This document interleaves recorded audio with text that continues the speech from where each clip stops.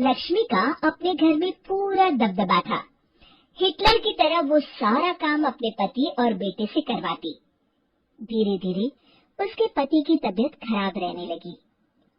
सुनो जी, अब आप बुजुर्ग हो गए हो, काम में भी अब हाथ आपके फुर्ती से नहीं चलते।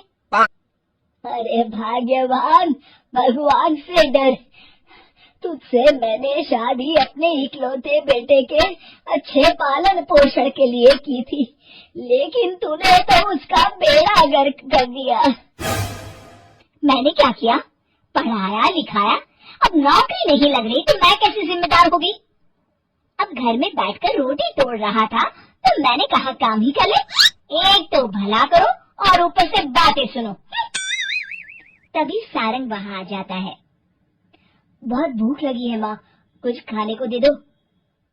अब तुम्हारे पापा का हाथ तो चल नहीं रहा है, मैं ही जा रही हूँ आज किचन में, बनाती हूँ कुछ। हे भगवान, कैसे होगा इतना काम मुझसे?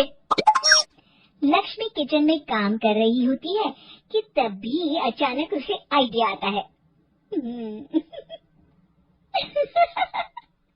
अरे मैं भी ना, अरे यहाँ तो फ्री की नौकरानी ला सकती हूँ मैं, फिर मैं क्यों खाना बना रही हूँ? उस दिन लक्ष्मी सारंग की पसंद का खाना बनाती है और बैठकर उसे बड़े ही प्यार से खिलाती है। खा ले बेटा, खा ले, पेट भर के खा ले। अरे रुक, मैं तेरे लिए ना गर्मा गर्म रोटियां लाती हूँ। सारंग और उसके पिता एक दूसरे की ओर बड़े ही हैरानी से देखते हैं। बेटा सारंग, जरूर दाल में कुछ काला है, वरना ये औरत तो हमें बासी खाना भी सुकून से ना खाने दे। सुनील की बात लक्ष्मी सुन लेती है और जोर जोर से चिल्लाने लगती है।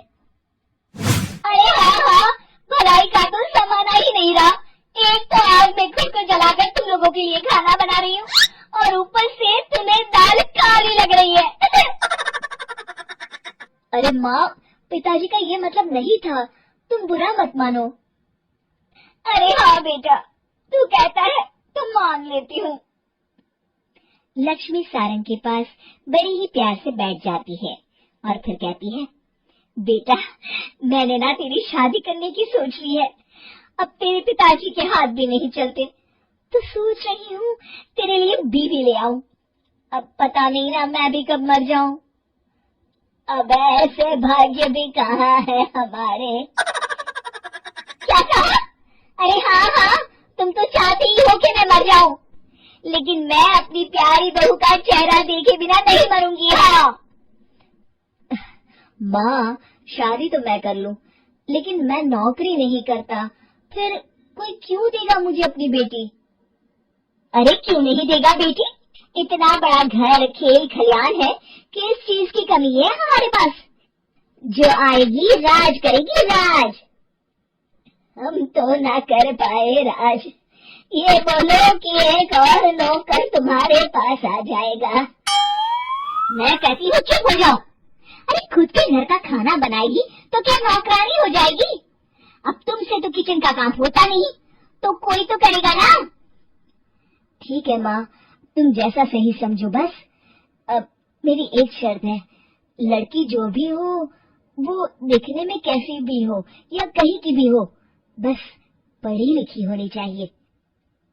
अरे हाँ हाँ, ला देंगे पढ़ी लिखी बेटा, मैंने कौन सा काम करवाना है उससे। हाँ। और फिर एक दिन पास के गांव की ही रति से सारंग की शादी हो जाती है। रति दिखने में बहुत ही सुंदर थी, साथ ही साथ काफी पढ़ी लिखी थी। रति को लक्ष्मी के सौतेले होने की बात पता नहीं थी। शुरू शुरू में जब रति ने सारंग को घर का काम करते देखा तो हैरान रह गई। अरे ये तो अच्छी बात है कि आप घर का काम करते हैं, लेकिन मैं तो घर में ही हूँ ना, आप क्यों कर रहे हैं जी? जाइए आप नौकरी के लिए अप्लाई कीजिए ना। तभी लक्ष्मी वहां आ जाती है। अरे रति बहू, करने दे उसे काम। और हाँ, मेरे घर के कुछ नियम है, कायदे हैं, यहाँ बीच में ना ही बोलो तो तुम्हारे लिए अच्छा होगा। रति को लक्ष्मी की बात कुछ अजीब सी लगती है। वो समझ नहीं पाती है कि वो ऐसा व्यवहार क्यों कर रही है, लेकिन उसे लक्ष्मी के सौतेले होने के बारे में कुछ पता नहीं चलता है। फिर एक दिन तो हद ही हो जाती है।